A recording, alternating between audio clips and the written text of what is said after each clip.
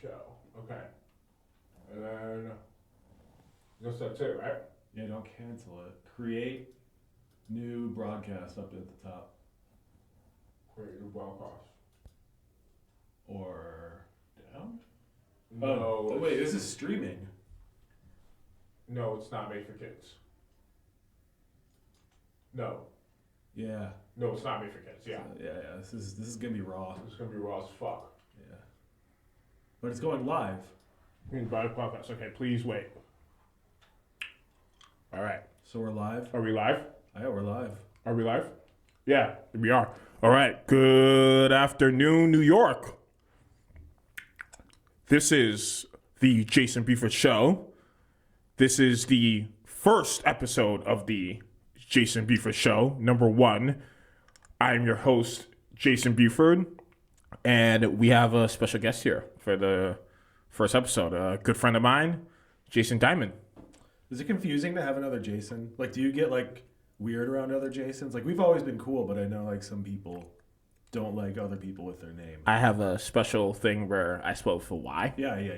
So I feel like, yeah. I just think it's really... That's my ace in the hole. I think it's really good of you to have another Jason. You're embracing the other Jasons. I couldn't have thought about it anywhere else. Yeah. Like, yeah. Couldn't be anybody else but you, man. I appreciate that. You know, yeah. Yeah. So you are a writer for very illustrious places, GQ, New York Mag, Esquire. What else you been in? Most recently, New York Times Magazine. That's right. Yeah. I've been trying to like trim it down, so it's been mostly like those, pretty much the ones you You're mentioned. like one of the most hardest working freelancers in the game. It's like you and me and yeah, a few others. yeah. It's I don't know. I mean, I don't know if we ever talked about this, but for me, it's just like fear. Like I gotta just keep going. I know. And it's like even Fear is a great motivator for a lot of things. yeah. Like my daughter was born last spring, and I had like a few months off, and I was like, I'm getting the itch, you know. And I'd saved all this money, and I was all like prepared for a few months off. Couldn't do it. Yeah. Yeah, it was tough. No, you got to grind, man. It's. I just feel like it's like in a writer's like bones. Yeah, for sure. Especially someone in media. Yeah. You know. Well, I mean, people always ask me, they're like, "How do you do so much?" And I'm like, "It's my job." Like, and literally. And it's like I say it like that now, because like now it's just like I feel like that should be obvious to people, but yeah, I look at it like clock in, clock out every day. Like even coming out into the city today, I was like, well, that means I'm not going to be working. So I guess, you know, but you're allowed to do that even with a job, like an office job. You're allowed to get out of the office, and so I got to get out of the office today. That's nice. There you go. And I mean, we're in a bookstore doing a podcast, so technically it's all, you know. It's all related, but you know, it's really funny. When we first walked in here, we were like, wow, this seems surprisingly quaint. It seems surprisingly easy to set up. Yeah, this is really nice. And it's just like, you know, like the Lower East Side is weird because like you just, I don't know. I've seen this neighborhood change so many times, and it can be so douchey. And like this space is like really nice. It's yeah. I certainly have been a part of the little bit of a douchey moment on the Lower East Side. Me too. Oh my God. Early 2000s. Oh my God. I can't even imagine what you were up to. Oh jeez, no, I was like throwing up all over the street. It was crazy. So that's a good segue. So are you from? I'm not quite sure I know this. Are you from Chicago originally? What's your background there? You're born in Chicago? You're born here? No, I was born in Chicago, and then my parents split when I was little, and my dad. Kramer versus Kramer type shit? Oh yeah. No, I wish it was. I mean, he did have like a good wardrobe, like Dustin Hoffman did. But no, my mom's family's from Chicago. And my dad, he was born in Europe right after the war. You know, Holocaust survivor, grandparents, all that stuff, and they moved to New York when he was a kid, and he was in Chicago for business. And I think the divorce just kind of threw him for a loop. So he was in New York, you know, when I was 2, 3. So I came out here at that age, and it was sort of like, you know, like I'm watching this right now with my kid, but like your core memories are really 2, 3, 4. That's when you start. And so all of my like real memories of like things kind of like coming into focus are of New York. And then eventually I moved back to Chicago, and I was in the city. And then my dad just like had it in his head he wanted to like live in the suburbs, which I wrote a book about the suburbs, so I've got sort of a weird obsession with them. But at that point, it was just like I was the first one in my dad's family born in America. 100% Jewish family. Got people who have weird accents, speak other languages, and I'm living in like the waspiest neighborhood in the Midwest. And I was like, I just need to get back to New York. Like from the age of like 6 on, I was just like New York, New York, New York, New York, and it was just never gonna be. I love Chicago, but the suburbs screwed me up. Yeah, like, that scarred me. But yeah, just I just say it's just like you can tell where I'm really truly supposed to be. It's not where you're. To me, it's not like necessarily where you're from, but where you're supposed to be. And for me, it's like I talk so fast that you can only understand me in New York. Like there was that thing on subway takes where it was like, if you're not from here, you can't say that you're a New Yorker. And I definitely agree with that. But I can't imagine you in any other city. I know. You know what I mean? Like you just have such a New York look to you. Yeah. You really are a New Yorker. You see, to me, it's just like, it's funny because like, it's like, I think about that a lot and I get it. And I'm not like, listen, if somebody who's like, I'm born in the Bronx, I'm born in Sheepshead Bay, I'm born in I'm not going to take that away from you. You have that right to say whatever you want. But to me, it's just like the city is built by immigrants, always, constantly. Irish, Italian, Jewish, Black, Puerto Rican, everybody. And it's always going to be like that. And so that's the thing that buffers me against that whole idea that you have to be born here, because you don't have the culture this city has if you don't have people from other places making it. And that's the difference between, I always tell people that's a real difference between New York and Chicago. I love Chicago, don't get me wrong, but Chicago is crazy segregated. My God, it's ridiculous. Yeah, it's the most segregated, and it's true. It's like you can go to Wrigleyville and go hours without seeing a black person. Yeah, it's kind of crazy. Yeah. And I always try to explain to people, like, I have like half my mom's family are South Side. There are more South Siders and North Siders. And like even the family that became Cubs fans, they were like treated like outcasts. Like, how could you do that? But it's like the thing in Chicago is you have all these crazy like diverse neighborhoods and cultures, and it's really incredible. Like I'm blanking on the name. Humboldt Park. Like one of the biggest Puerto Rican populations. Like when you walk in, they have the big wrought iron. And it's like when I was there for my Playboy Cardi cover story, David Drake took me to the Puerto Rican neighborhood. So good. Yeah. And then like not too far from it, it's like the crazy Polish neighborhood, which is sort of like it's Greenpoint. And then, but the thing is, it's just like so sectioned off. And the way the trains don't run and the way the buses stop, it's crazy. And so New York, it's just like everything just bleeds together. And that to me just is like why I think I have a little leeway for people who want to be New Yorkers. And say they are. Totally. I think, to play devil's advocate, I think for people who are from here, they're more so complaining about this generation of transplants that are like coming in here and like, making a mockery of the whole thing. But I will say, you, my friend, you are no. You come through and like, you show love and shit, I mean, I've been obsessed with this city my whole life, and I still. It's just like people are like, "Oh, it's not the same. It's not the same." I'm like, I've been hearing people say it's not the same. I'm 45 years old this year. I've heard maybe 3 or 4 other generations in front of me saying it's not the same, and the only ones that I'm like, I'll give you that, are like my dad's generation, where they're like, I got to see the Yankees, Dodgers, Giants. I'm blanking. Why am I blanking on that? There was a fourth, right? No, it was just 3. It was just 3, right? Yeah. But you did have the 1962 Mets that lost like 120 games. It was like 69.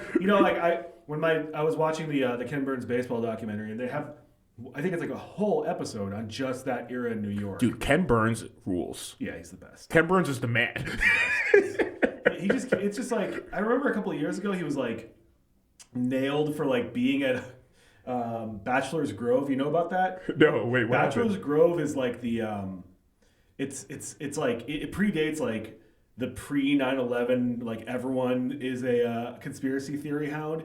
It's like the OG conspiracy theory. It's like where all the masters of the universe get together and they all party and it's like Bush and Obama and the heads of media. They're all there. I don't know if it's real or not, but he was there for something. And he took a picture, I think, with Clarence Thomas. Oh, really? So That's Ken. Yeah. Not okay. Listen, that guy is like fighting the good fight. And That is true. That is also like you got to understand. Some people have to understand like these guys are just like rich. Yeah. You know what I'm saying? So when you get to that certain point where you're like so famous, you're just like, oh, Clarence Thomas. Just like you're not thinking of Clarence Thomas as like a fascist, like me and I are thinking about. I've seen him on the subway. I've seen Ken Burns on the subway. I think his daughter lives in New York. Oh, really? Like he's like a real guy, and it's just like the thing is he is beholden to. He is a public media guy, and I understand, man. He's got to be hustling, and I'm sure he's got. I mean, the first 20 years, it was like I think Ford gave him his money. Oh, really? So he's taking money. He's got it. It's like that's like the give and take, and I always try to explain to people with art. It's just like I don't think he's gonna do like a 10-part series on the greatness of Clarence Thomas. I don't think he was getting buttered up for that, but. I appreciate what he does and is But anyway, sorry. Yeah. No, you're good. You're good. Whole tangent. Yeah. No, I mean, I remember watching like 100 years of the World Series. Just like I grew up watching that, like growing up. Yeah. It's like I'm such a nerd in that type of way where like he would be talking about like Carlton Fisk and like that like home run in '75. Yeah. He's an American icon, like American public icon in that way. So. You move here, but you're still Chicago sports. Yes. Yeah. Yeah, I mean, so it's like I've kind of, my dad's a Knicks fan. And oh, wow. So, or he was, I don't even know what he thinks about it anymore, but my mom's family, crazy basketball fans. Like, I always tell people, I'm like, my grandfather played ball in like the 40s, back when you could be a 6'3", 6'4" Jewish guy and be the center of a college basketball team. And he was going to play for the Illini, but he went to the war or something. I don't know the whole story, but he was. What's that Uncut Gem scene where it's like the first guy who like. Oh, I forget. I know the first guy who like scored on the Knicks was like a Jew or something. Yeah. Oh yeah, of course. I mean, but there's that one documentary. I don't know if you've seen it. I'll send it to you. It's like about the like the City College team from like the 50s. Oh yeah. And it's just like it was just all black and Jewish guys, and they keep hitting that home, and they're like nobody wanted either of us. Like, and so we were so good because we had the black guys and the Jewish guys, and we'd grown up together playing on courts, and it's just like, oh yeah, I forgot that's how it works. It's like, he's a huge basketball fan, huge. He had season tickets to the Bulls in like, I want to say like the late 70s. Yeah, that must have been rough. Yeah, no, he loved it. He loved Artis Gilmore and guys like that, and Jerry Sloan, but. My dad was the one who put me on the Jordan because he was like, this guy's going to be good. I was like 4 years old. He's like, I'm going to get you his sneakers. That's really funny that your dad's like, no, this guy's the one. No. He was like, I remember him being like, I think Olajuwon should have gone number one. And he honestly, I will never begrudge the Rockets for picking Hakeem Olajuwon, one of the all-time great centers.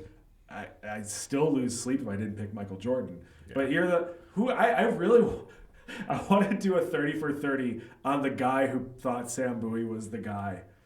There's actually a great 30 for 30 on Sam Bowie. Oh, have you seen it? No, I haven't. It's actually really, really good, and it kind of shows how kind of a man he is. Like, he's a really nice man. Oh, I've heard that. Yeah, like a genuine person. And it's like it's showing him like in Lexington back at University of Kentucky and hanging out with locals and like like local Kentucky people who like breathe Kentucky basketball. That fan base is nuts. Oh my God, they're crazy. But it's just like I was into Jordan at the early age, and to me, I explain this to everybody. I'm like, you got the South Side North Side thing with the baseball, and that's what it is. The Bears. I have a hard time. I root for them, but I honestly root for them because they're so bad right now. And if they got good again, I'd be like, You wouldn't care? I'd be like indifferent. Football has sort of lost its luster for me a lot. Yeah, it's also like not the sport for intellectuals anymore. Yeah. Or maybe it never was, but like there's a specific type. Like I've been watching the NFL this year, and the level of play is so bad. Yeah. So it's kind of at the point where even if your team gets good, you're kind of like, unless you have like Mahomes, even if your team gets good, you're kind of like, you know what I mean? Because it's just like the level of play is so bad. You know, compared to basketball, which we love, but people seem to always complain about. Yeah, I don't. People complain about basketball. It's always like, and it always. I mean, listen, I don't have to tell you this, but it always ends up being like a white guy being like, "They're all thugs." All he's like, for like the last like 20 years, I've heard old white guys be like, "It used to be a great sport. Now it's all thugs." And I was like, I remember when it was like the Pistons, like of the early aughts, when the team that beat, like they were tough, and I'm like, no, this is basketball. This is what they do, but. I remember when I was a kid, and it was like the Fab Five and all that stuff. They're thugs, and you know, every generation, like white guys just get mad about basketball, and to me, it's just like that's kind of part of the charm. It's kind of funny though because now we're in a renaissance with the white basketball players. So I wonder if those people, I mean, they probably won't come back, but you're kind of thinking like, are those people going to come back? I do love that. I love how pudgy those guys are. I know, right? Like it's like if they were all ripped, I'd be like, nah, I'm not as interested. But like those are flabby, doughy. I know Jokic is like a fat guy. Yeah, those guys are like 1 or 2 generations removed from having to like shoot their neighbors for like. Jokic would take down a sandwich at like Russ and Daughters. Oh my god, he would take down a sandwich at Lieberman's. And his brothers would be across the street robbing the place. Have you seen those guys? I know those guys are crazy. I know. And they're always picking fights with everybody, and I'm like, yeah. Who did they pick a fight with? Oh my god! They're the brothers. There was a black player that they picked the fight. Morris, was it Marcus Morris? They picked the fight with it. They made a Twitter just to start trolling him. And then somehow, like all the white people on Twitter were like, "Oh, NBA is back," and it's just like, I see what's happening here. Here's what they think about you. That was really fun, and like it's just so funny because it's just like you go back and you look at the history with like Larry Bird, and it's like, oh yeah, obviously Boston's gonna pick him. But then you watch Larry Bird and you listen to stories about Larry Bird, and everybody's like, this is the scariest motherfucker I ever played against. And like everyone, even Jordan was like, yeah, Larry's a psychopath. Like, if Michael Jordan's calling you a psychopath, that's you're like, I'm not. But that's just like the funny thing. It's like you have Larry Bird, and then Stockton was a dirtbag. Like Jordan hated playing him. But besides that, I love making fun of the Utah Jazz. Oh, me too. The worst. They're the worst people. The worst. Like franchise. I can't take Karl Malone was a beast.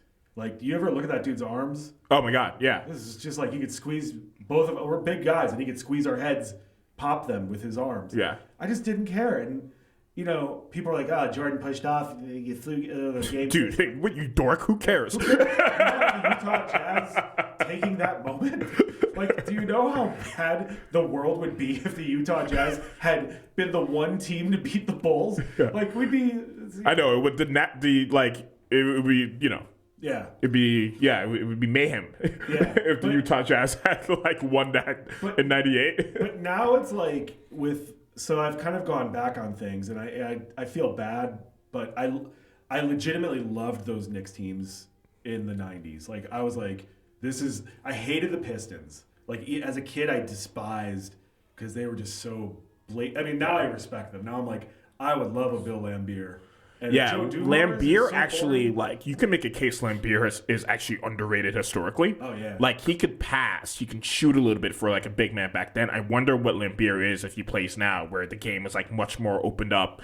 You're allowed as a big man to do more things than just, like, bruise people. Oh, yeah. He was an interesting player, Laimbeer. He reminded me, that's why I love Joakim Noah so much. Oh, my God. It's the same kind of thing, except Joakim was funnier and came from, like, you know, a model mom and a tennis player dad. He was so interesting to me because remember when he would talk about the Heat and he'd be like, man, they're Hollywood as hell, but they're very good. And it's like him, Joakim, being from Manhattan, having this tennis dad and model mom versus these guys who were from the gutter essentially. Yeah. But also it's weird because those guys were like hyped up as 18-year-olds. Yeah. Whereas Joakim legitimately has like an interesting story where like he was only really recruited by Florida after he went to prep school. Yeah. Like, he went to poly prep for 4 years and then had to go, like, to prep school to, like, get good. Yeah. And so there was something there with him. Like, that was always a very interesting... He just had such a, like, that kind of New York piece of trash kid that I just loved.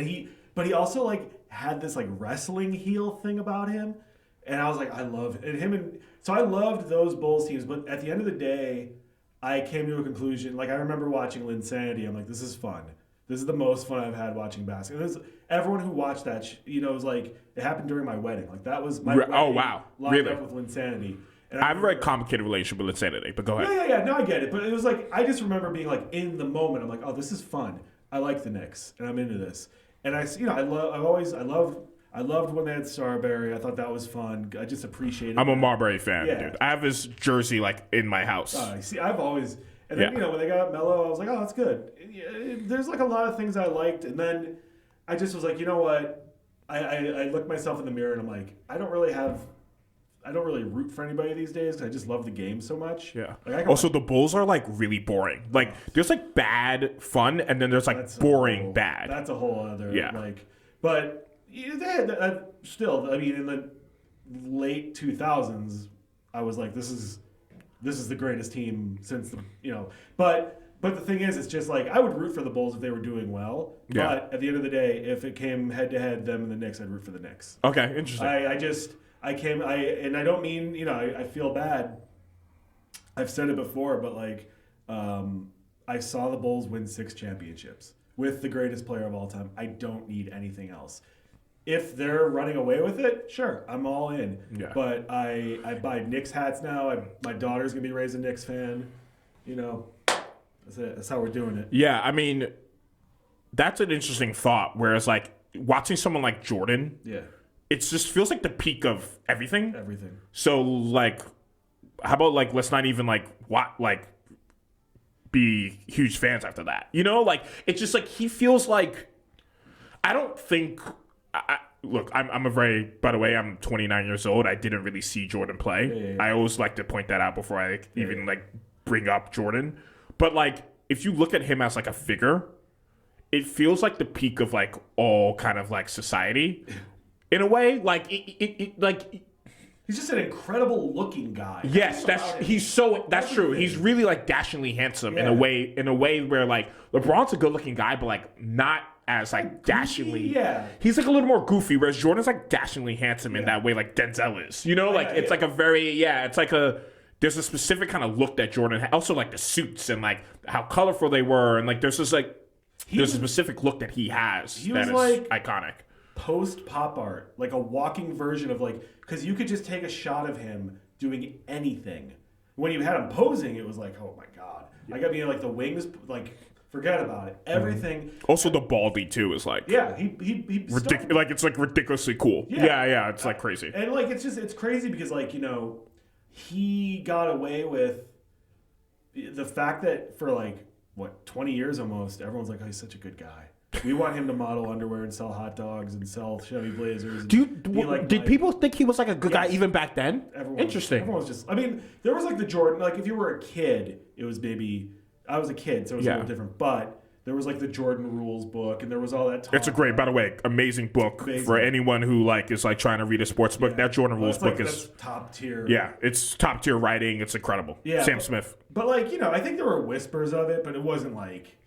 I remember watching The Last Dance because it was during the pandemic. It was in real time. I'm watching people on Twitter just being like, I can't believe Michael Jordan's such an asshole. I'm like, it's like, no shit, Sherlock. That's the thing. It's just like he's like, and like what you're saying, it's just like he's also like this perfect embodiment of America, where it's just like you have to be that cutthroat to be and it's like a different kind of cutthroat. Yeah, like, it's a different thing than what cutthroat is considered now. Like I always tell people like, you can say what you want about him as a person, but like he really does fit what you had to be at that time. Like that type of like Reagan era, Clinton era type of like athlete person. Like it's a different thing now, whereas like you can kind of be like a nicer guy and still be like a dog. Whereas like back then, like it just felt like you had to be that way. Also, I think there's something about Jordan that fits an old America mentality. Whereas LBJ feels like a little bit like a Silicon Valley Yeah. person. That's why when he went to LA, I was like, yeah, sure, of course. Yeah, sure, of course. You know what I mean? Whereas, like, Jordan would, like, never go to the Lakers. Like, he would just, yeah, like, it doesn't surprise me that Jordan just stayed with the Bulls the whole time. Yeah. You know? It's like, it feels like such a natural fit. Yeah, I mean, LeBron, it's just a different kind of business mentality. And, like, when he becomes a billionaire, he'll be doing it after Jordan. Everything, it's just like Jordan did that after he was done playing. You know, so there's, like, a lot of things where it's just, like, I have a lot of respect for LeBron. Oh, I would say that he's probably the greatest basketball player of all time. Like, he's just like a specimen. It's just like and it's just crazy because like I will always go back to the block. Oh my God! Yeah, it's a great play. That's just like the most terrifying thing I've ever seen on the basketball court. There was like a clip that came up on Twitter where it was like his highlights in the 08-09 season, and I was like, see, that is like the greatest athlete I've ever seen that year. Yeah. When he was like that first Cavs stint, that might be my favorite version of him. Everyone always talks about what's their favorite version of LeBron, but like that first Cavaliers stint where he like he wasn't quite the like geometrical. He was a geometrical genius. Like, built, but he wasn't. He didn't like what Miami kind of. The whole thing with Miami is they kind of like let him kind of be the point forward and spread him out. Yeah. Whereas back there in Cleveland, he was still kind of like running this like methodical bad offense. Yeah. And he was still so fucking good. I remember that, man. Like he was unbelievable in that first Cleveland stint. It's my favorite version of him. See, but the thing is, and this is where it fails for me. This is where it is not. I don't think he's probably not even gonna hear this, but why I think. You know, the way I read LeBron is he's not a sociopath. Like Michael Jordan is a sociopath. Kobe, who I like Kobe. I love Kobe. God, R.I.P. Kobe. So if he wasn't that crazy, he wouldn't even be a top 20 player.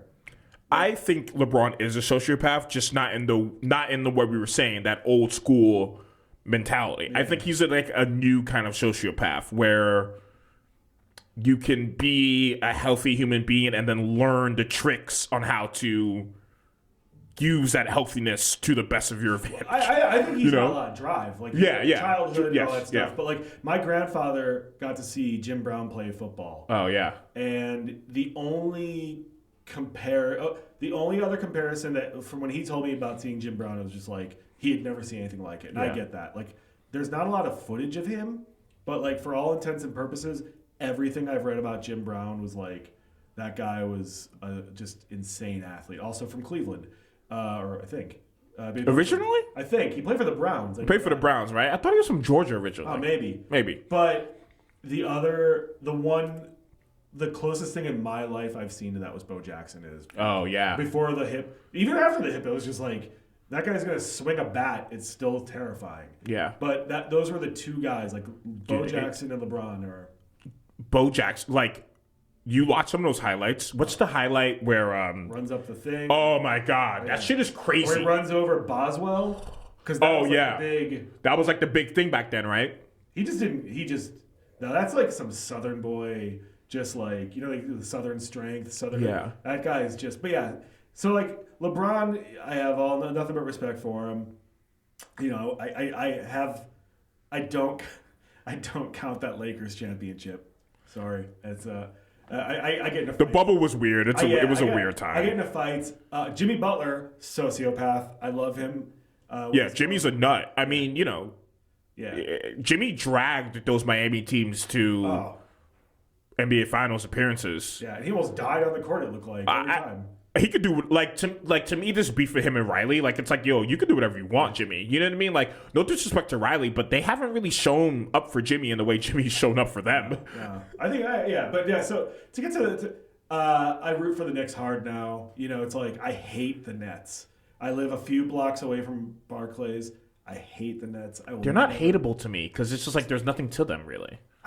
It's just like I remember enough when they were building the stadium. That's true. And it's just like, well, don't worry, we're going to displace all these people, and we'll give them all jobs. Don't worry about it. There's going to be a lot of affordable housing, and it's like that never happened. That like never happened. Yeah, it's just like that never. And they're like, Jay-Z's an owner. It's like Jay-Z's like a 0.2 owner, and he's also now Hove lives in like Beverly Hills. So it's just like. All that stuff just kind of I like those old Nets teams. I love Drazen Petrovic. Yeah. Original, like, him and Tony Kukoc and Vlade Divac are like those guys from those like war-torn Eastern European countries. I loved those guys, but I just can't get behind them. So now it's just like when my daughter was born, I went and bought a Knicks hat a few days before. I'm like, I'm going to be wearing this when she's born, and I'm going to put it on her when she's born, when she comes out. Mm-hmm. And I did that, and I'm like, I have baptized you a Knicks fan. So that's like the one I really traded, sides for. But like baseball, I'm going to always root for both. I can root for both Chicago teams because that's just how I was raised. Mm-hmm. I would love the White Sox. That's crazy, by the way. I know. I took the White Sox season so seriously this year. I was like, I love this. I love this because it's just like one of the greatest teams of all time. By the way, you don't have to win to be one of the greatest teams of all time. They went on this run at the end of the season where you're like, oh my God, they might actually go on like a 9-game winning streak and not lose. I would like to say the Yankees lost to the White Sox like 11-3 one game in like August, and I remember being like, this team's going nowhere, which is funny that they made it to the World Series, but I was like, how are we losing this game? Yeah, I mean, that was the thing. I was raised on all that Yankees mythology. I have a lot of respect for the Yankees, but it's just living in New York. Now you guys know why this is my guy over here. So that's the thing. It's just like, I have He has more respect for the Yankees than Juan Soto did. Yeah. That's crazy to me. Dude, I can't even talk about it. I can't, like, what? I mean, all that money, first of all, it's just like, I'm not sure what's more absurd. It's all it is too. It's like it's build and destroy when you play for the Mets. Yeah, seriously, it's like literally that's what it is. It's like they're good, and then like it gets too. The expectation gets too high, and then suddenly they're not good again. Like, it's just like, bro, come on.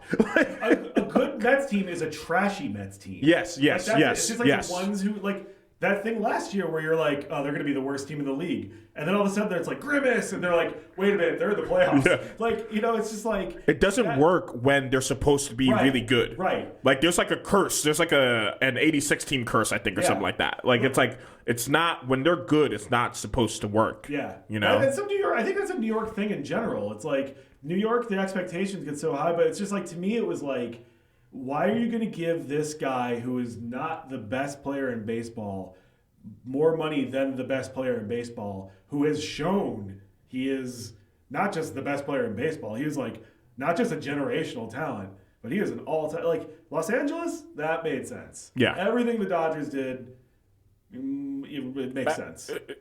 I'm struggling with the fact that I'm growing up in an era where the Dodgers are like the biggest team. It's crazy. Ever, because I mean I'm 29, I'm not growing up, but in that way where you're like, I'm now in my career and I know what I want to do, and like I have to watch the Dodgers just like kill everybody. Yeah. Because growing up, that they didn't matter to me. Yeah. To me they did. I had family in LA, so it was like. And have you ever been to a Dodgers game? No, I've never been to Dodgers Stadium. Listen, I know you're an American League guy, so you can appreciate a National League team. I feel like you don't have to root for them at all, but I would say now, even over Wrigley, Dodger Stadium is my favorite place to catch a ball. Really? It is.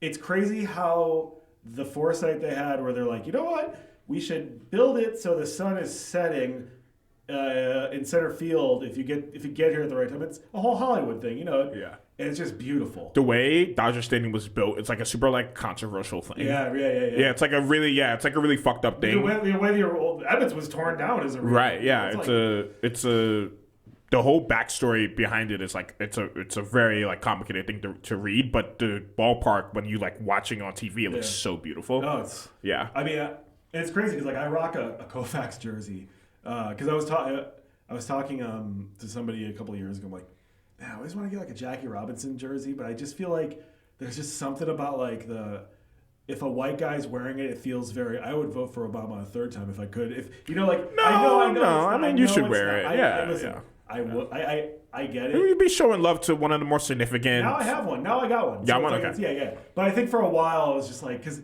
there was this period where it was just like everybody was trying to be Nancy Pelosi in the cloth doing the kneeling thing. Mm-hmm. Like it felt like every white guy or every white person was doing that, and I was like, that was around when I was thinking about getting one. I'm like, I feel like I'm gonna look. The optics look bad here, ladies and gentlemen. I feel like it's like I don't want people thinking I'm like Wakanda forever. I didn't want to. So I ended up going with a Koufax jersey, and I'm like, oh, it's a Los Angeles one. But I get so much love from old timers in that jersey. Yeah. Like, that's the thing. You wear an old baseball jersey in New York, doesn't matter who it is. You get so much respect from the old timers, and all these like black and like Cuban dudes and Puerto Rican dudes on the Lower East Side. I was walking one day, like 4 dudes stopped me, like, "Yo, Koufax." Yeah, that's my guy. Yeah, so I thought Koufax gets love, I think, still to this day because he's like a once in a generation pitcher in terms of like who he is with his identity first and foremost, and secondly, like the fact that he was only really 4 years or 5 years at the top, right? Yeah, because you got what 63 it starts. I think so. I think it starts 63. His for rookie year was what 60? Yeah, his rookie year was like 59, and then like 63 is where like the elite play starts. Just and then crazy. Yeah, and then he retired. He just was like, I'm done. And it's crazy. He just opened some motels, and I mean, he's a crazy, But like, that's one of my favorite things. I buy a lot of old baseball jerseys, and it's just the people that talk to you. I buy like we have an old Hank Aaron Braves jersey in the house. Yeah. Is it the blue one or is it the white and? No, it's the white. Yeah, it's the white and like brown one. You ever seen the powder blue ones? I've never seen a powder blue one. Powder blue ones. Is that the one where when he beats the Babe Ruth record and he's wearing that one? I don't know. I forget, but there is a powder blue one that I'm like, maybe I'll get one of those. I like it. I love the Braves. That's a fun. I went to see games at the older stadium. Yeah, and that was like late '90s Atlanta. It was like everything had bars on the. You go roll up to like a Wendy's, bars on the windows. It's like, what's up with this? And then, no, Atlanta's real. I have a complicated relationship with Atlanta just because like I find a lot of that. See, I'm a New Yorker. You know what I mean? Like that Atlanta's the vibe in Atlanta is very. It's unique, but it's also like I'm not sure it's like as cool as people think it is. Yeah, but it is unique. Yeah. Like I went there a couple years ago with like some of my high school homies, and we just went down there and we were like, we did the whole Atlanta thing. Like we hung out in the Waffle House parking lot and like did the whole thing and shit. And it's like I get it. Also, you can't front on like the way. They've literally like it became the capital of hip hop. Yeah. No, like you just can't front on it. Like it literally that stretch they had from I guess I want to say from Outkast to Young Thug essentially. Yeah. That stretch is it's insane. International players ball like it's insane. It's crazy because like I always tell people it's like I have this like really weird like relationship with all like 80s 90s music because I was born directly in 80. So it's like I sort of had this like real like when I was old enough in Chicago to start like hearing the radio, I'd hear all these like Chicago house stations or like like you weren't getting down to Common? No, like Common's like when I was in high school. But like like you turn on the radio and it'd be like house music. You're like, oh, this is pretty good. And you didn't realize I didn't know that like the rest of the country wasn't hearing this kind of music. And then I go down to Miami to visit my family that I had down there, and it'd be booty bass. And it'd be like, oh, yeah, Big Butt Rita. Everyone knows this song about Big Butt Rita. Like, or whatever, Two Live. Everyone knows Two Live Crew. Is a they have other songs other than the couple. Mm-hmm. I like how Luther Campbell was involved in the like University of Miami like football scandal. I know. Of course. You that should have been Drake's true calling, is what my opinion is. He should have been like a college football booster. He's still got time. Yeah, that's true. Who's he suing now? He's suing UMG. I don't want to talk about that. Yeah, it's been rough. It's been a rough. Listen, I'd like to, as a representative of the Jewish community, I keep thinking to myself, man, I gotta start cutting people off. I gotta find out where we have the secret cabal. I'd be like, listen, we thought it was cool that Josh Gondelman did the joke about this, but I do really. I'm like, who are the elders? Because I really need to get to the elders of Zion and be like, bro, we got to cut Drake off. He's out. We got to get him out of here. You know what the problem is, though? The problem is, like, you cut him off, like, where's he going to go? Like, you know what I mean? Like, it's just like, we don't want it. Like, not me, by the way. Yeah. OVO Unruly. It's only Big D in this video proof. But, like, we don't want him anymore, unfortunately. Oh, you guys don't. So we're talking about our Are we gonna do a racial draft right now? Yeah. The Dave Chappelle Look, dude, I know it's the best. It's the best. It's like. What about Scientology? You can go to Scientology. Yeah, I mean, I don't think they would accept him though. You got to be like you got to be like asexual to go to Scientology. Yeah, they gotta scrub him down. You know, they gotta like scrub you down and shit. You know what I'm saying? Yeah. Yeah. I don't know. It's rough, but like we don't have a lot of guys right now, so it's like I know. we were all rooting for him, and then just looks like a bitch. You guys snapped in terms of like intellectuals and in terms of like film. You know. Yeah. We love Woody. Yeah, we love Woody. You know, the other stuff we don't talk about. Yeah. You know, it's a complicated thing. Yeah, but it's complicated. It's complicated. But we love Woody. You know, we love Noah Baumbach. I love Noah. You know, I love Albert Brooks. We talk about Albert Brooks all the time. Albert Brooks is the funniest. Albert Brooks is the funniest. Yeah, Albert Brooks is the man. Yeah. So like Broadcast News. To me, it's everybody like go watch anybody, that. whoever. I was saying this the other day in relationship to the fires.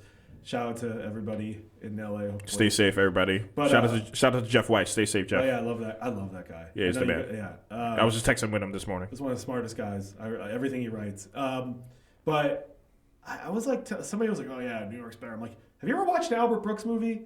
Any Albert Brooks movie? He is from LA. He's an LA guy. It's just as good as any Woody or Nora Ephron or anything. It's the canon. Like that's the canon. Albert Brooks is in it, and it's just unimpeachable. Like you just right there, that's the case for LA if you wanted it. If they needed to make it, it doesn't. But yeah, I mean, for me, like when I think about LA, I always just think about like Michael Mann. Oh yeah, I always just think about like Heat and Collateral. Chicago guy. Also, yes, Chicago guy, right? Because like Thief's in Chicago. Yeah. Chicago Jews are a different breed. Really? For sure. Just I feel like you have to be, right? Like, didn't the Bears like not even let like the Cubs didn't? The Cubs didn't even let Jewish people in the fucking stadium. I mean, the Bears had. Oh, Sid Luckman though. Yeah, that's right. The last time, Caleb's looking good, but shout out to Caleb. Like he's just some work to do, but he fought. He fought all season. I felt. Yeah, he kept going all season. I respect him.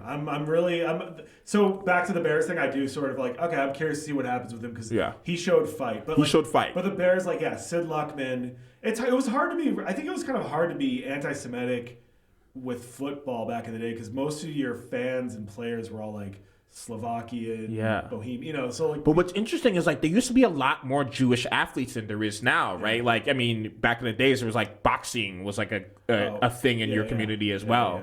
Yeah. I say your thing with the Jewish community as well. You. I'll put in a good word for you.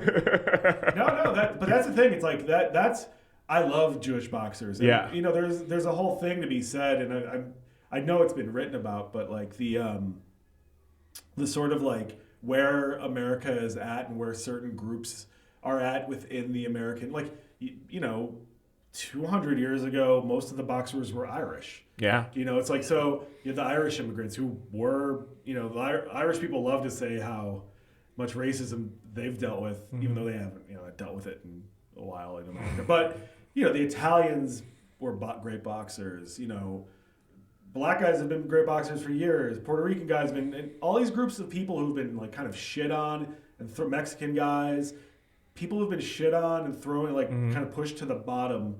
That's kind of why boxing has always been so great. It's because I don't think you can really have like nepo baby boxers. Right. It's like you got to have that dog in you where it's just like somebody tried to hold you down or fuck you up. And boxing is fucking wavy. Yeah. Boxing is wavy as fuck. I grew up watching Floyd, but when Floyd was at his peak. And he's Floyd's a genius. Yeah. I think he's one of the more unlikable people of all time. He's like literally one of the most unlikable athletes ever. Just like, but Floyd's a genius. Yeah, I mean as a defensive boxer and his quickness and his brain as a boxer, like that guy was like born to box. Like the May brothers are geniuses. Yeah. I grew up watching a lot about. My dad loved boxing. Boxing, and so I watched it my whole life. And I mean, I'll load up Iron. I'll once every 6 months. I'll just load up Iron Mike highlights. Oh my god, me too. Dude. Oh, and then that was the thing. That's funny to me. It's like you can make a case that's the greatest rookie season. I think I heard someone say this once. I should give credit. I think it was Bomani. He once said this, that you can make a case that that's the greatest rookie season of all time. And it's like, yeah, that makes sense if you think about it. Like his first 20 fights, 16 of them were knockouts. Yeah, And when you just watch the way he'd move, yeah, it's yeah. like nothing. And the shorts, those black shorts. I mean, that's you talk about Jordan. It's like Mike had that too, where it was just like that look and everything. But I just think I know all the black athletes, all the black people and black athletes from that era. They're just like so iconic. Yeah. It's crazy, especially Chuck. Oh, that to me is so funny. Like that, if you watch young Chuck. That's a spud. Yeah. That man should not be moving the way he moved. No, watch Barkley highlights and you're astounded by like how he's moving. Yeah, no, Barkley's one of the greatest players of all time. Very underrated actually in this era. Young Ewing, like with that, the way he looked, he's so aerodynamic. Oh my God. Yeah. It's funny that Barkley hates analytics because analytics say that Barkley's actually very underrated. Yeah. You know, because his field goal percentage was always really high. Yeah, that's funny. You know, it's funny that he like hates it because analytics will tell you that Barkley's... That MVP season he had, I mean, it was just... I remember that was like third Bulls championship when they played the Suns, and I remember watching the Suns a lot. And I mean, that's like a little like when he'd started getting more muscle and more terrifying. Like I was like, oh man, we're gonna lose. Like the Bulls aren't winning.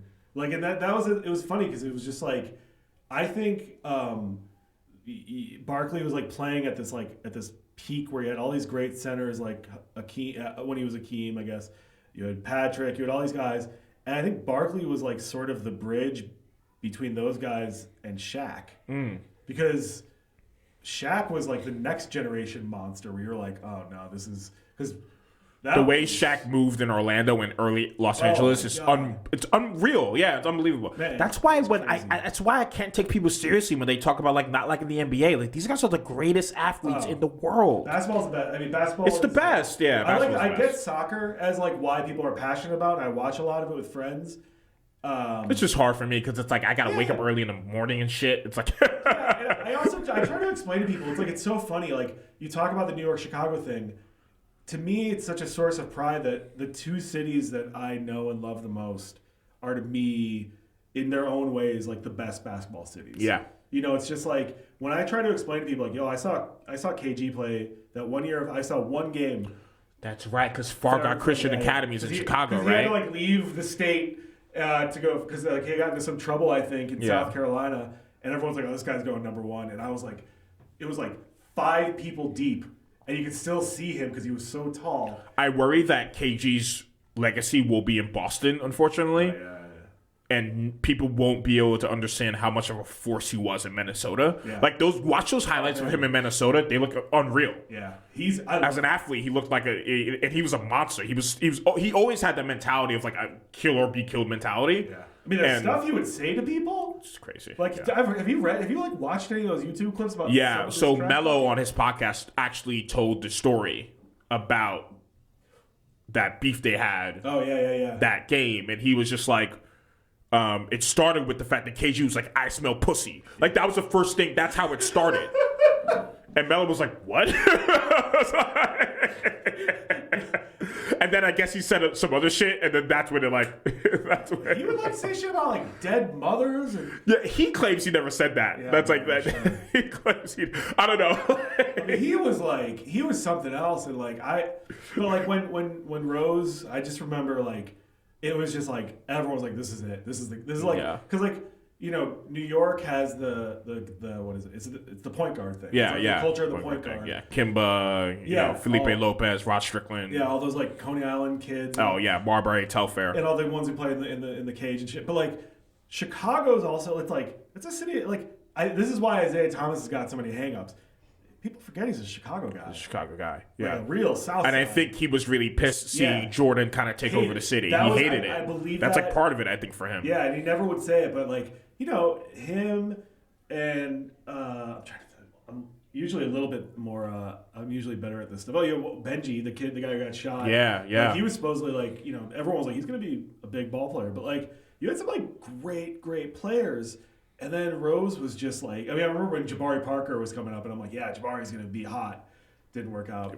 God bless him. But it's hard. He was a tweener, you know? He was like 6'7", but he couldn't play the 4, and he couldn't really handle it well for a 3. Like, he just...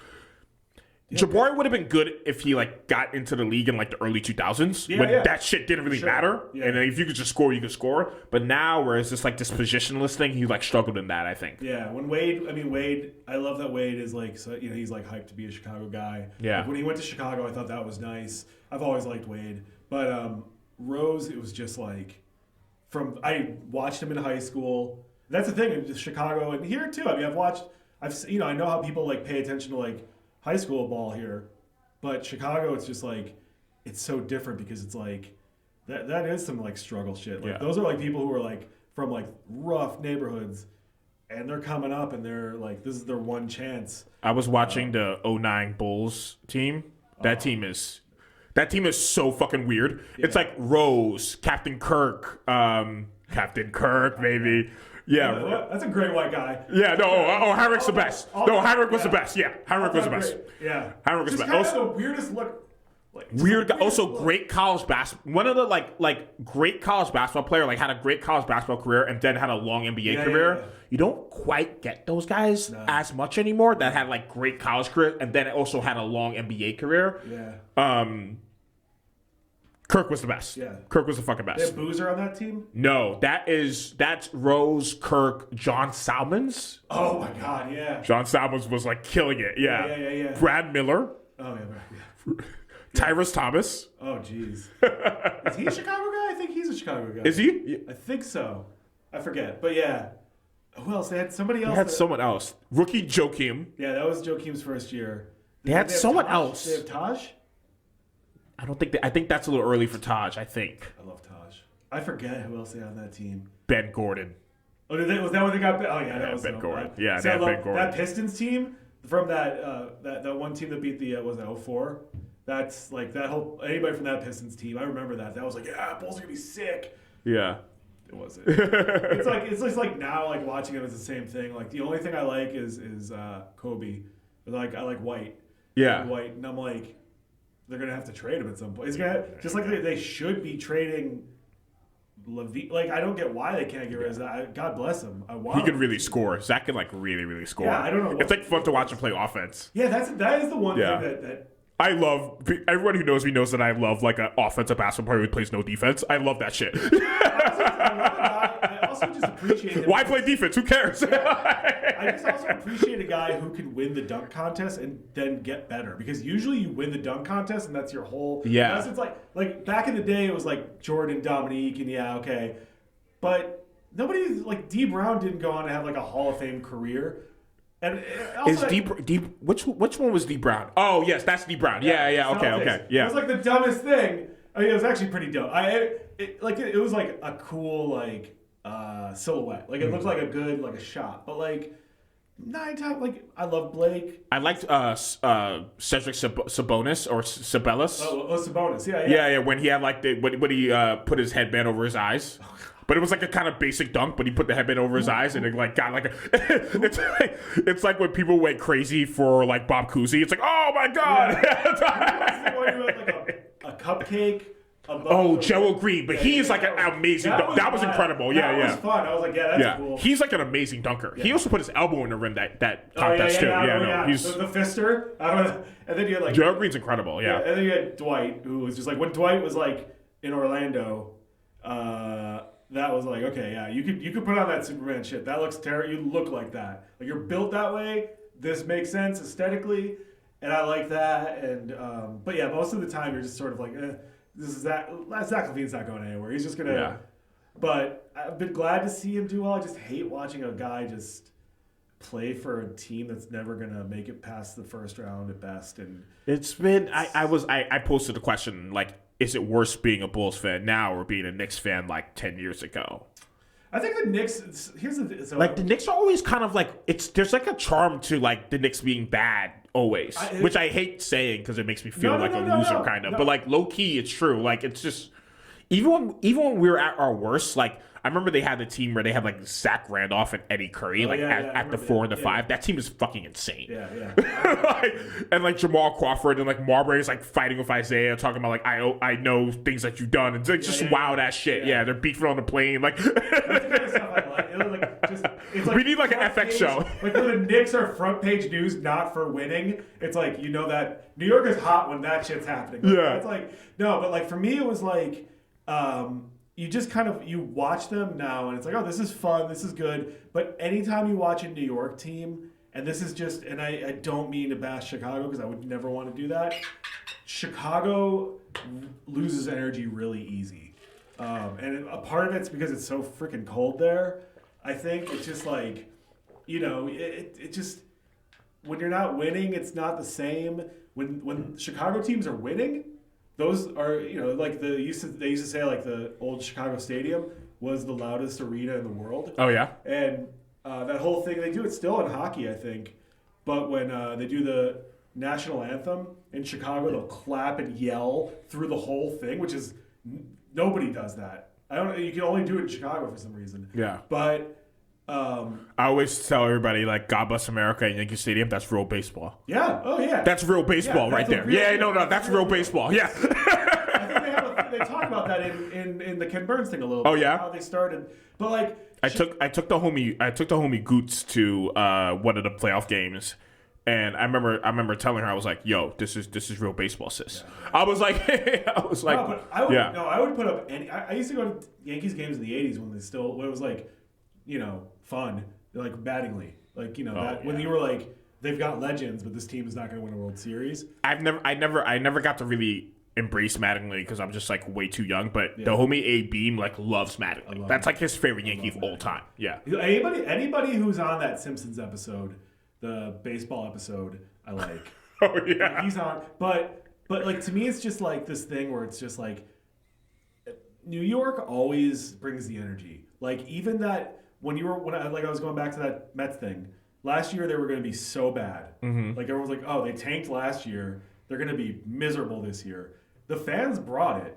And all of a sudden, it's just like they're chugging beers with Grimace during a rain delay. And that's all of a sudden the whole season just turns. Yeah. And it's just like that Timmy Trumpet shit too was like they actually kind of snapped with that. That's the thing. It's just like there's like New York has that thing with its sport. And like Chicago, I don't know, man. They just start getting on you. Like I've honest to God. No, it's a negative ass city. Yeah. It's hard. It's a hard city. Yeah. It's a negative ass city. Yeah. Like it's just a fact. It's like listen, it's cold, it's hard there. It's not as easy to get around.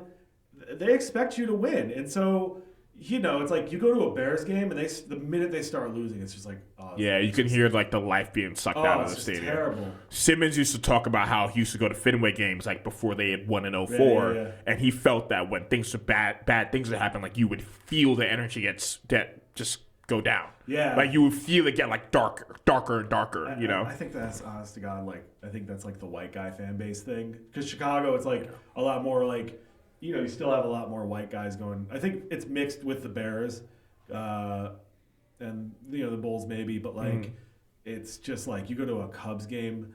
At least when the White Sox are doing bad, people are kind of taking it in stride. It's just like living the dream. Here we are. I know the White Sox being bad is like nature is kind of healing. Here we are at Guaranteed Rates Field, a lovely day, and it's just like. No one talks about how the Black Sox scandal partly happened because Charles Comiskey was like not letting players he was making them pay for like laundry. Just like pure hater shit. Piece of garbage. Like let Joe Jackson into the Hall of Fame. They've got to do that. They got to do that. I love I'm still bitter about that. And I was like 65 years away from being born. I'm still mad about that. It's always funny. Like there needs to be more. Well, I guess there needs to be less of this. But it's always interesting when you read like that guy from Boston College just died. Oh yeah. Who did like the betting scandal with Henry Hill? Goodfellas is Henry Hill.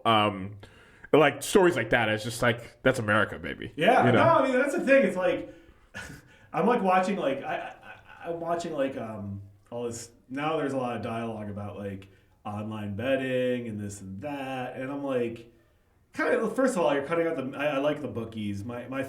I come from a family of I like to say gentlemen gamblers, even though it was just like my grandfather had his friends who they place bets, and sometimes he would have to take me to the Schwitz to pay the guy off or get his money. Oh my God, let's go. Let's go. It was great. It was like, you know. This is why I love New York, man. White ethics have the greatest stories. No, he would go there, and I remember he'd have to take off his clothes to go in there. And he'd be like, wait right here. Yeah. I'd be like, oh, man. And I didn't know if he was getting money or paying money, but it was always like, it was never like he never got in trouble. It was just like, that's just what I think guys still do it. It was just like a gentleman, like a guy thing. Yeah. Like, putting money down, and they just happen to be, immigrant kids. I have no interest in gambling, but I wish I did have an interest in it. I think for me, it's like, I love sports. And so I want to like actually lock in without having to worry about like motherfuckers taking my money and shit, but like, back in the days, people used to play the horses in my family, Ponies are ponies are the ponies. That's why I like fantasy football. I'm like, I have a big gripe with like how I think like regional sports, the regional fan has been killed. Like, they're like the regionality of things. Mm-hmm. Like if you're like watching football, you're watching every game and kind of cherry picking what you're cheering. I'm like, that's kind of weird, man. That's like sensory overload. You don't need all that.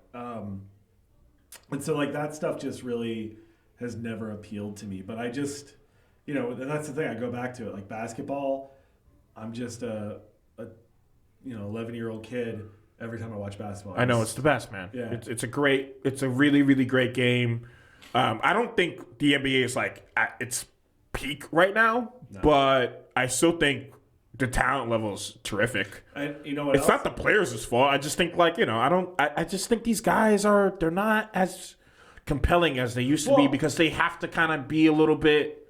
They're media trained. A lot of them a lot of them come from money. A lot of them come from Brunson went to my high school. Yeah. I love him. I told you I love Brunson. Yeah. Like he's not from like some shitty little neighborhood. He's like from, he went to high school in like Long Grove. And he was a second round pick, but still he had all the advantages you could possibly. Curry's the same. Curry, the same thing. Whenever your dad's best friend is Leon Rose, that definitely means you come from privilege. I mean, God bless him though. It's like I love him. I love Leon Rose, right? That's like, I love Leon. No, but like Brunson, he's got that fire, and I'm like, I love this guy so much. I would die for him. Like I'm like, no, he's the best. I love watching him. I love having him on my team. Yeah, I texted you when they got him. When we got him, this is true. This is a true story. Diamond was like, yo, I'm telling you, this is and I was like, I don't know.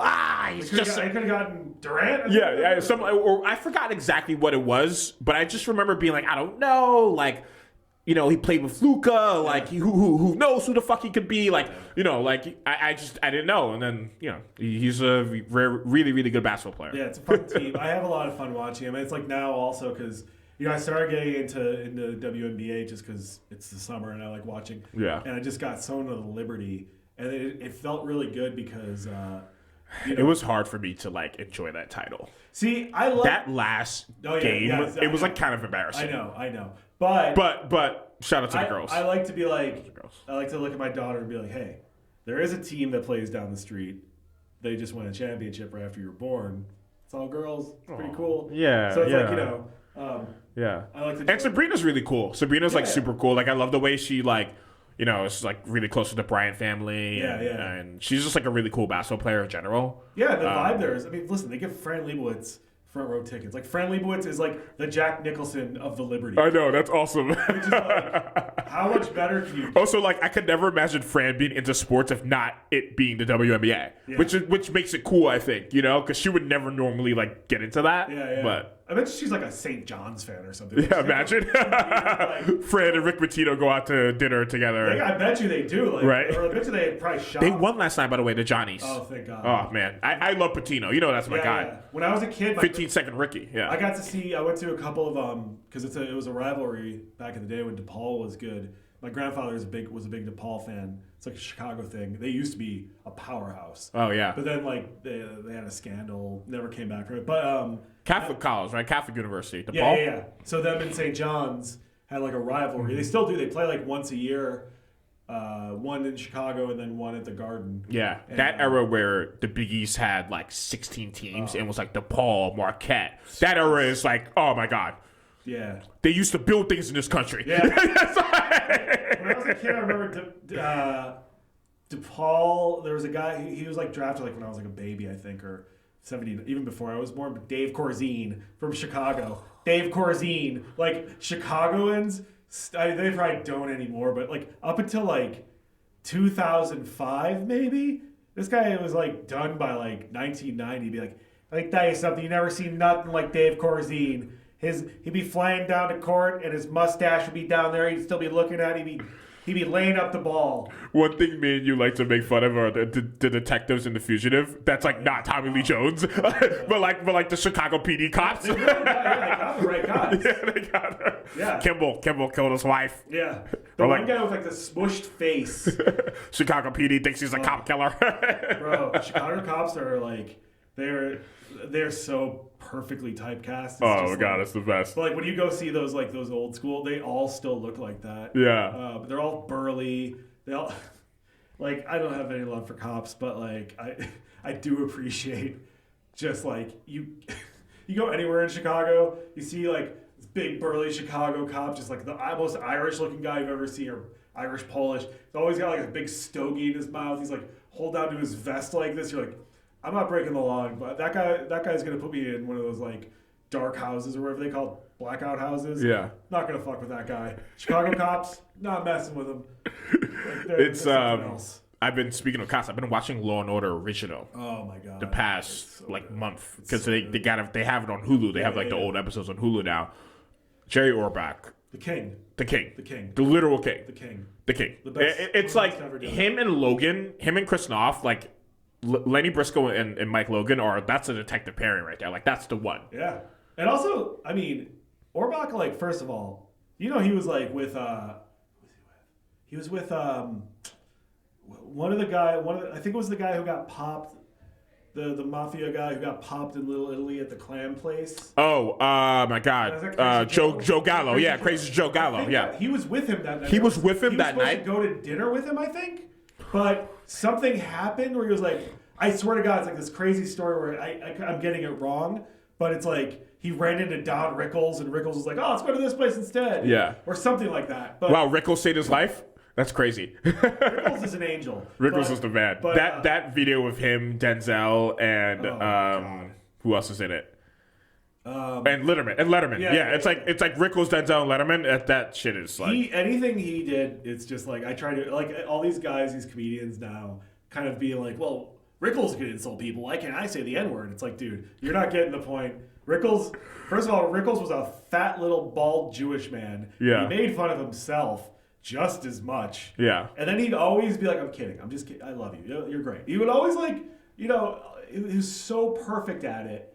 And every time I see one of these guys on some wannabe like YouTube comedian who's just trying to say like mean shit. Yeah, you gotta be like, people just forgot how to be cool. Yeah, like there's like a cool factor in being an artist that I think a lot of people in this generation they don't quite have. They just don't quite get it. It's like you just gotta be like wavy, and people recognize waviness. You know, but like also the art of the insult is such. It's an art, yeah. It's such a New York, New Jersey, Jewish, black, Puerto Rican, Italian, busting balls. Mm-hmm. You know, it's just like somebody has to have a bodega fucking with you. It's just like, you got to know people. That's just how we work. We just fuck with people. Yeah. I can get really, I've always, and this is my problem, it's like, I love to fuck with people.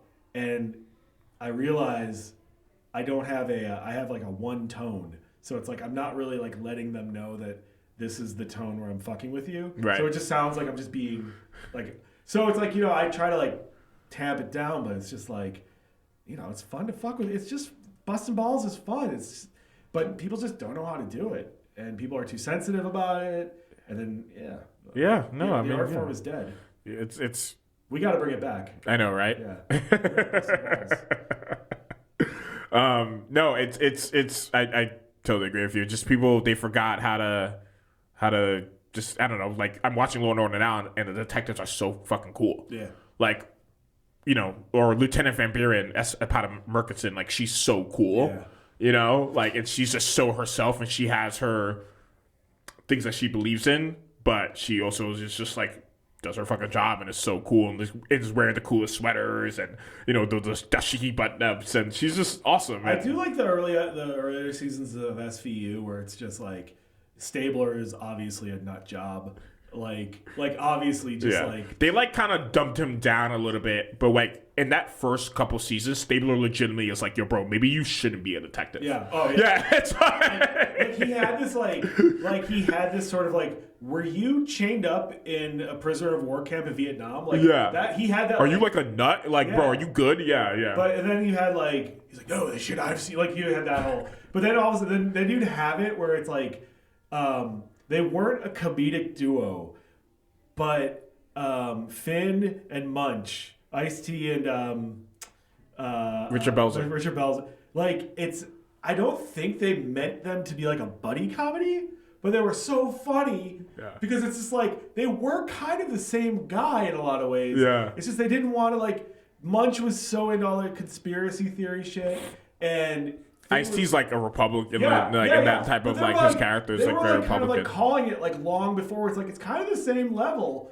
and they just worked together so well, and it was so funny. And I remember just like thinking to myself, I'm like, it's never gonna get better than this. And like every time I go back and watch those old episodes with Briscoe, you're just like, no, this is actually. This is it. I'm at season 7, so Curtis is here. Oh yeah. So this is Curtis's second season. And like I'm not a Curtis guy. Yeah. Just because I think like every single time like there's something with like a teenager, he's always like, "Well, their parents got divorced, so that's what happened." It's like, shut up, Curtis. It's like we all come from divorce, you clown. But it's. Yeah, no, I mean it's just great. It's just one of one. You know, McCoy as like a character, he's such a pit bull. Yeah. Where it's like he's such a psychopath. Where it's just like it's only really about getting it done. Yeah, and then, you know, and like there's such a darkness to his character as well that's very compelling. And there's such like a naturalness to it, like. Yeah. Like they're always like holding on to like you could sometimes you'll look at the cup of coffee and it's actually like you could tell they were like legit drinking from it. Yeah. Like, somebody was like I remember watching it. I just noticed this. I'm like, somebody was chewing on that cup of coffee. Yeah, like, they're always like eating like actors hot dogs, always hot dogs. Their actors don't eat in movies anymore. They don't do those things anymore. Yeah. Like it's just like I was interviewing some actor. Oh, I forget who it was. And there was something about food, and I was like, "Were you eating all that?" He's like, "No, I was just take a bite and spit it out." I'd be like, "Really? Oh, you know that's wild to me because it's just like that seems very foreign." But like, no, like fucking like Briscoe's just like stuffing his face, with like a cart dog, and you're like, "Wow, that's raw." You know, that overcoat. I know, or when they're eating Chinese when they're in the precinct. Yeah, like Like and talking and like or it's the best, dude. Yeah, there's like one where they're like eating a sandwich and interrogating. Yeah, it's the best. Yeah, it's a great food show. It's the best. So I when I originally asked you to join on, the last topic I wanted to talk about was, and I'm very interested in this topic in general. We are now in the second iteration of the Donald Trump presidency, right? Like this is now the second one. I think masculinity is a very like complicated thing to talk about now, in the world, and like I don't know, you're like one of the more like personable, friendly, but also like still like burly like men that I like know. Yeah, you know, like and you're like one of my first friends I made in media, so like I'm like very, and I think it was for a lot of those reasons and. You know, I was like a head case when I first joined media, you know? I still am. Yeah. But like, yeah, like what does masculinity mean to you in this era? Yeah, I think it means the same thing it always. I have a weird view on it because I was raised by a lot of women. Okay. You know, there's a lot of, I would say I've always gotten along better with women. And I always also say I will never call myself a feminist because that's not for me to call myself. Yeah, it's kind of corny to yeah. But it's just like, you know, so I kind of ride the sidelines a little bit because, you know, the last few years we've had all these like discussions about what gender means and, you know, gender's a construct and this. And I'm like, yeah, whatever. If you think that, that's fine. And I've always said that. I'm like, whatever you think personally, you can think. Yeah. I can't really change your mind, and maybe I agree with you, maybe I don't. But the thing is, I've watched these sort of like grabs for masculinity for so long, and it's always registered as really corny to me because I'm like, what, like Ben Shapiro talking about I'm like, bro, I could dunk you in a toilet. I know. You're not telling me about masculinity. I think we've talked about this. Yeah. And it's like I don't think masculinity. It's again that it's not a real thing. It's just like it is what it is. I mean, The Sopranos I think did the best job of really breaking down the idea of masculinity. Yeah. It's like that whole he says it a couple of times where like Gandolfini's like, John Wayne, blah, blah, blah, Gary Cooper. When he said that kind of stuff, it's just like, in the moment, I don't think people... I didn't have semester in college, so I know about psychotherapy. Right. It's amazing. I don't think people were like thinking about it when they were watching that and like understanding like what a commentary and how this was like really kind of debunking this myth. Yeah, I mean, that show told the future. Yeah.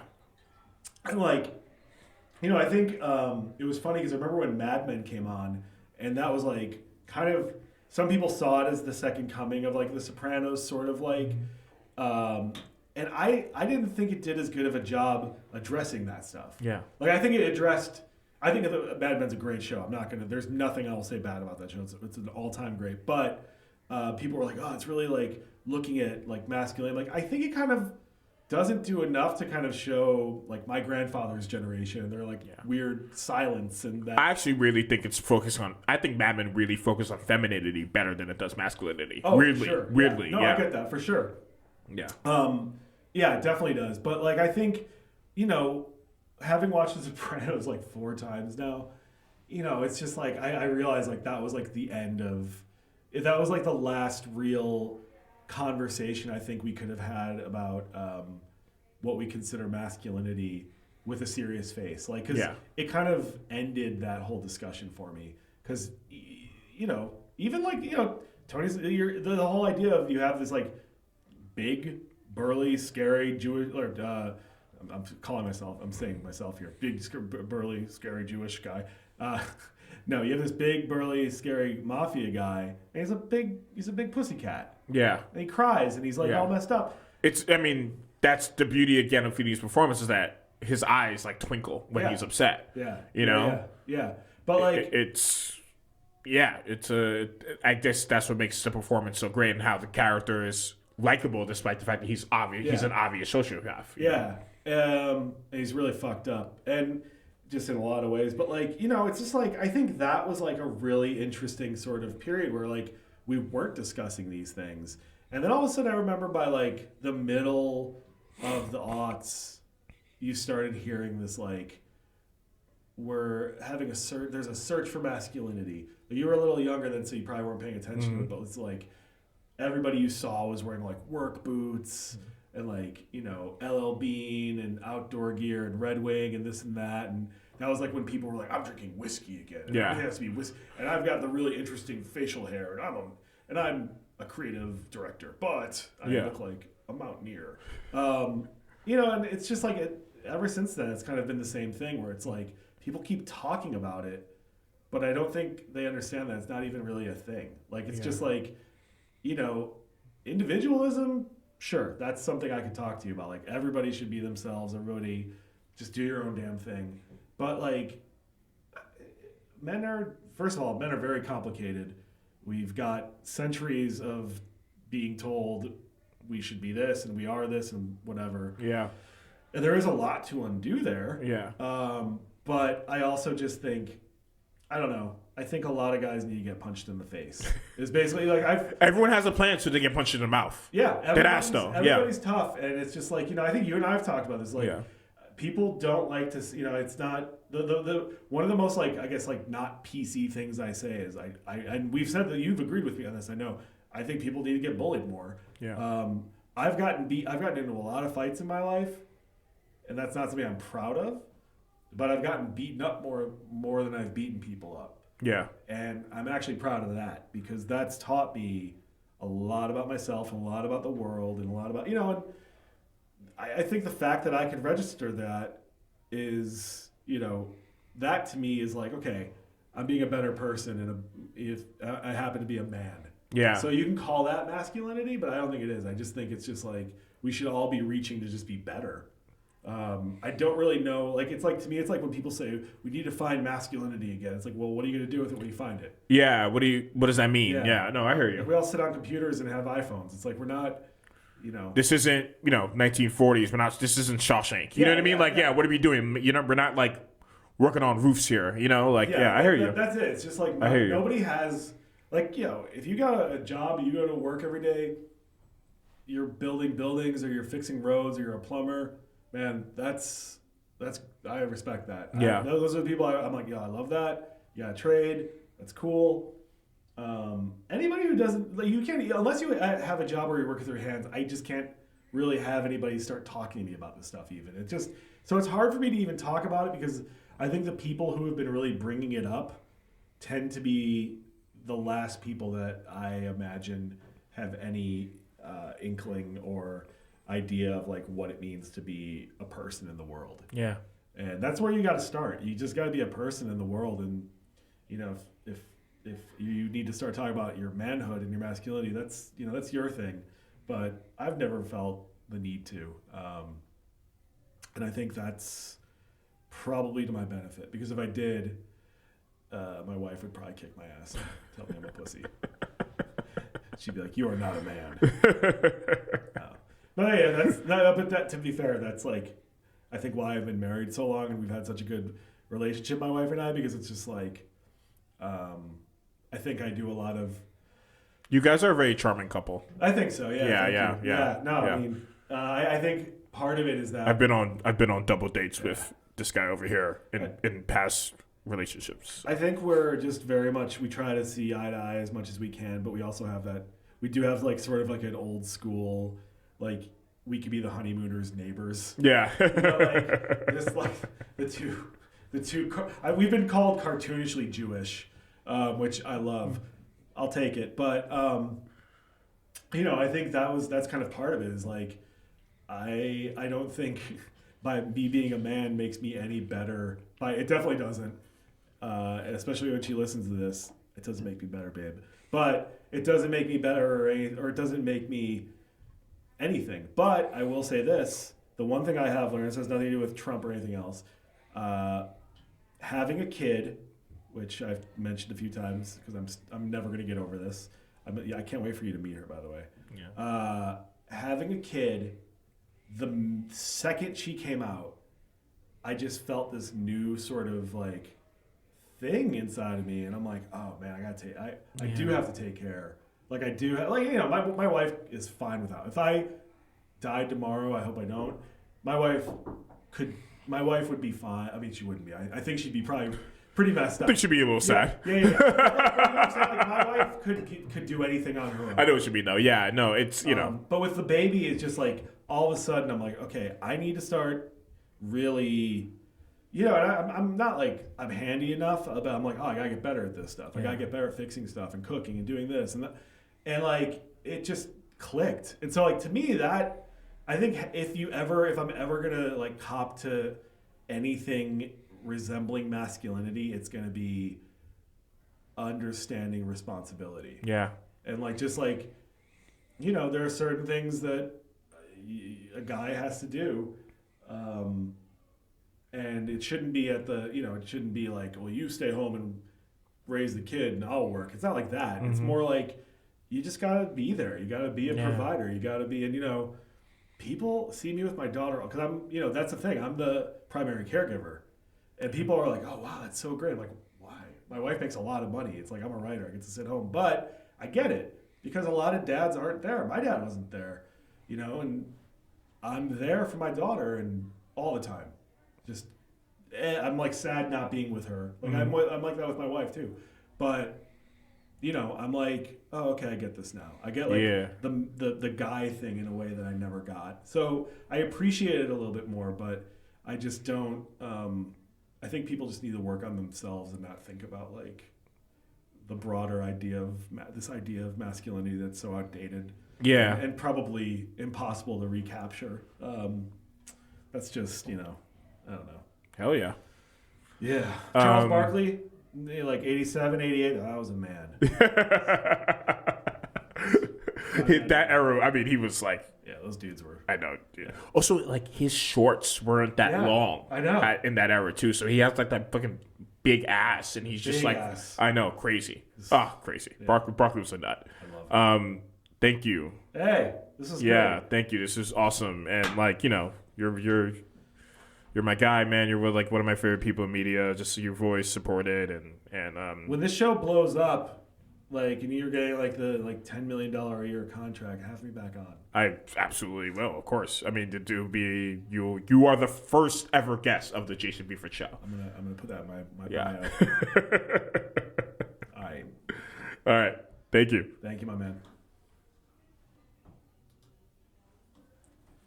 Whew. Let's see if what I missed. I gotta get it. Okay. Did this stop recording? I hope so. Can we start saying all the racist stuff now? That would be funny. It is Jayson Buford Show After Dark. after dark. Sure, you want to stop recording.